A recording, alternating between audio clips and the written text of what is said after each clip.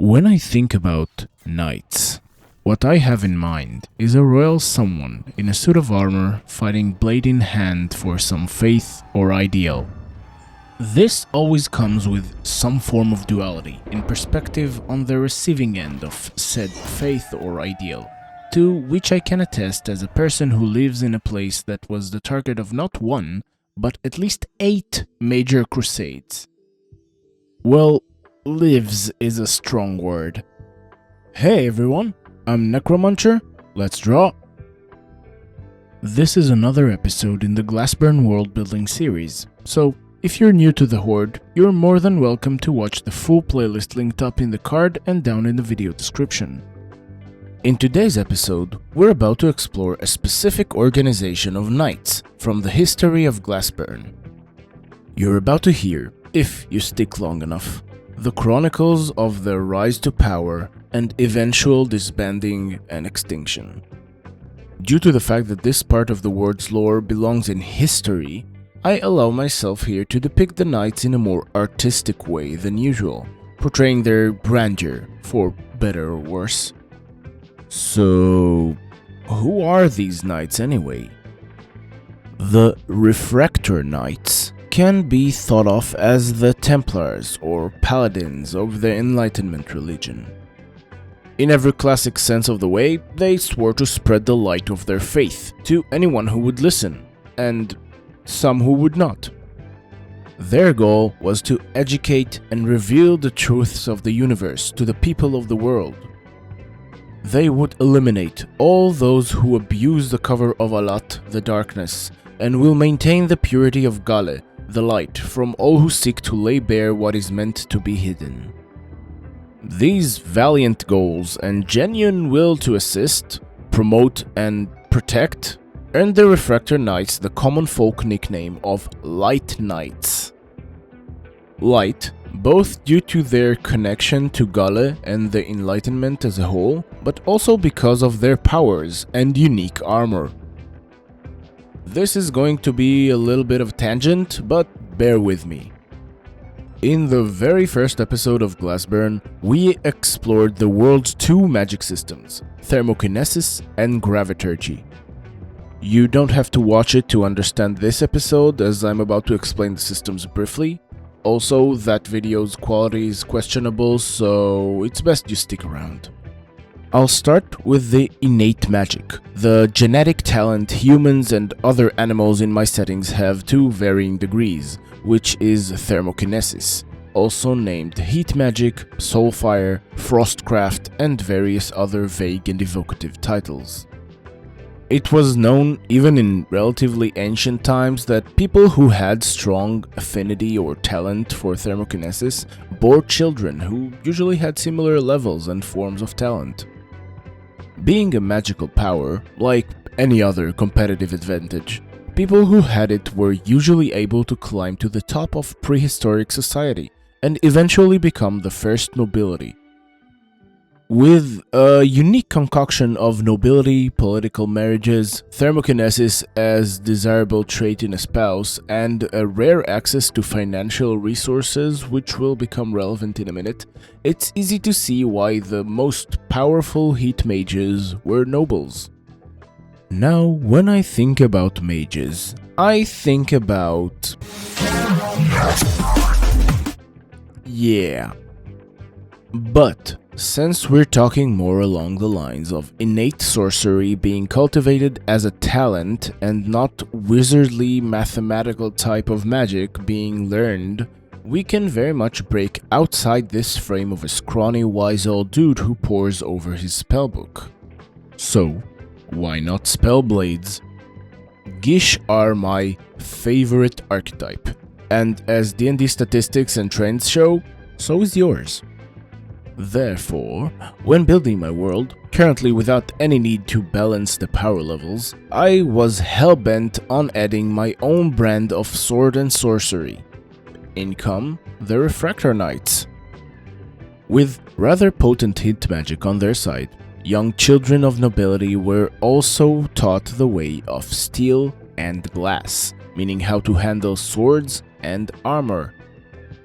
Some boys and girls were targeted from a young age to be Refractor Knights, with thermokinesis and combat prowess acting as equalizers.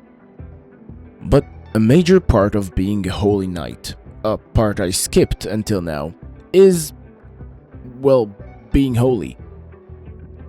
Without delving too much into another tangent, the High Clergy of the Enlightenment, a small council of 7 Teurova-wearing priests, ruled over an area called the Four States in that period of history.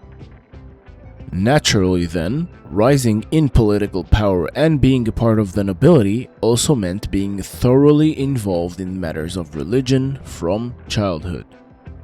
So a noble child with a strong soul fire would from infancy be a part of religious practice, then be educated with the best teachers available, trained with swords and armor, and be a part of the political landscape of their city-state. All this before even being knighted and sent to spread light in whatever missionary expedition. Compare this to a farmer's kid. They grow up, maybe have a brush with religion, depending on their family, were schooled for a few short years by missionary knights if their parents sent them to learn, and from then on mostly tend a farm until they were old enough to have their own children. The disparity was palpable. It's not hard to imagine then that the Refractor Knights coming from the city-state with their striking armor, strong magical abilities, and knowledge of the world would seem larger than life. With some, this would spark admiration and awe. With others, jealousy, or worse. Going off to another detour, we have to talk about the other part of the magic system, and how it's related to the Refractor Knights' unique armor and swords. You can see I drew the knights with swords and visors that looks like colored glass, and while this is an artistic rendition and not a scenic one like I usually do, this is not a figment of imagination. Well, this is a fantasy world I'm building, so everything is a figment of imagination, but you get what I'm saying. The glass swords and armor are canonical in this world's history. Back to the magic system detour. Graviturgy, also named gravity magic or glassburning, is a deceptively simple magic system where one would heat or cool crystals of Islium to manipulate gravity around it. I explore this further in my first video about magic systems, so for now I want to focus on two things. The first is that Islium is both considered holy and looks like glass when solidified, and is thus called spirit glass by everyone who isn't a part of the Gatherer's Guild. This visual similarity led glass to be a core design element of the religion as a whole and the Refractor Knights specifically. But glass? For armor? That's ridiculous! Sorry, I couldn't help myself. To explain this, I want to introduce you first to one of my favorite materials in our world, aluminium oxynitride. I won't go into too much details. If you want, go read about it, but briefly, it's a clear bulletproof glass-like material that requires extreme heat and pressure conditions to manufacture. Extreme heat and pressure conditions. If only we had magic to help us with that. So yes, once again the expertise and sheer depth of the nobilities and church's pockets allowed the creation of stunning armors and swords that looked like colored glass and could in fact take a serious blow without breaking. You might be looking at this kit, thinking about plate armor and mulling over the weight of all of it, but if you watched until now, you are probably able to guess what I'm about to say. The knights use spirit glass and gravity magic to carry immense swords and unusually heavy armor effectively in combat. The Islium crystals are incorporated into the glass and metalwork and are replaced when burnt up. I can't say that the shard plates from Brandon Sanderson's Stormlight archives were a direct inspiration, but the idea of a magical armor that feels light to the wearer as long as they use a magic resource was probably a subliminal influence when coming to design the Blight Knights. This brings me to the other name given to the Refractor Knights, and to the point I opened my video with: the duality. Heat and cold. Spreading knowledge or enforcing a doctrine, protecting the truth and purity of the light while burning everything that doesn't fit their vision of the world. Blight Knights were the dread of the countryside. Power-drunk, self-important, righteous in their own mind. Beyond their birth-given privilege, the would-be knights learned to think of themselves as worth more than the commoners. Zeal turned to fanaticism, and everything started to look evil outside their walls. These transitions weren't immediate, and obviously weren't perceived the same way everywhere. Some city-states praised the knights and church for the protection and enlightenment they provided against the seemingly increasing threats. Feasts were set when they arrived in town, on a quest or otherwise, and thus the name Blight Knight stuck. Other places, especially those who weren't as close to the faith, had stories of the armor-clad blights who would burn a field of golden wheat to scare off a wolf, then call themselves heroes of the realm. In those places, the knights were tolerated at best, but no one had power, wit, or resources to fend them off, even if they found the bravery to do so. Things got worse before they got better.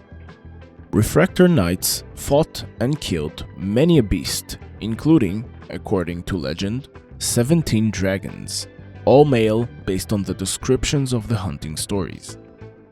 Even half of what's told in the legend would have been devastating to the ecosystems where those supposed monsters had lived, and even more critical, modern zoologists believe these actions have led to a rapid decline in gonlin reproduction and may have brought the global population to the brink of extinction. This is just an example of the destruction they caused in the guise of heroism. Fields were burnt, wells were frozen, towns were bled dry of resources. Executions of supposed heretics were common practice. Eventually, the Refractor Knights caused so much harm, it reached their plates. With no farmers or farms to produce food, with a collapsing ecosystem making the world inhospitable, Islium harvesting became a process too hard to pursue and missionary quests became too expensive. The holy flame sucked all the air in the room and choked itself out. The blight has consumed itself. The old Council of Seven died off and new blood pumped into the organization. The few remaining knights took official and political roles at the Enlightenment move gradually to put more focus on education and proper enlightenment of the mind.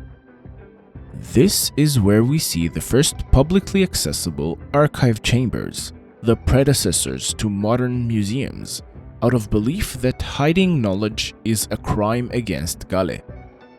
Enlightenment missionary teachers even took village kids to educational tours in the city-state's archive chambers. Equally important, these were catalysts for other city-states to come and learn for the first time about the marvelous developments in Islium, sturdy glass, fine-controlled magic, and much, much more, for a small fee. Dwarven caravans and intricacists in general had special interest in this new source of knowledge, and finally, after decades, could travel the Four States area and place stones on the Earthway there. Between the rise of state-provided education, more open commerce connection, nature's rebounding, a general lack of persecutions, executions, and retributions, the future seemed a little brighter. That's it for today. That's not even half of what can be said about the Light Knights and Blight Knights and the Enlightenment as a whole, but there's only that much attention span, and I'm honestly surprised you stuck around to see the final results. Speaking of which, thank you for sticking around this long, not only through this video but also anyone who went with me through these few months of not uploading anything. The entire spiel is on another video, also discussing the new look and intro, my thought process and plans for the year, and just watch it if you're interested in my process and in the mortal vessel doing all the work behind the channel. Final note before socials and pleasantries. I'm compressing the fruits and seeds part of the video into a sentence each to keep things shorter. The process of self-reflection is important beyond emphasis, but the conclusions are often not so nuanced as to take this long. So, Fruit 1. Great color picking, composition, and visual hierarchy. Fruit 2. Many iterations and refinement before the final go. Seed. Too many elements. Final product is a little too busy. With introspection in the bag, I just want to remind you I have a free-to-join Discord server as well as an Instagram account. Welcome to come over and chat, I try to respond. Thank you everyone for watching, and a special thank you to everyone who voted on this video's topic. If you want to support the channel so I can continue developing this world and have the opportunity to improve, you can like, subscribe and share this video to your friends or foes. It's free and it would really help me out. There's also a bell. A little bug told me I can sell it for some rosary beads. Anyway, thanks again for watching. Tell me in the comments what you want to see next, and for now, bye!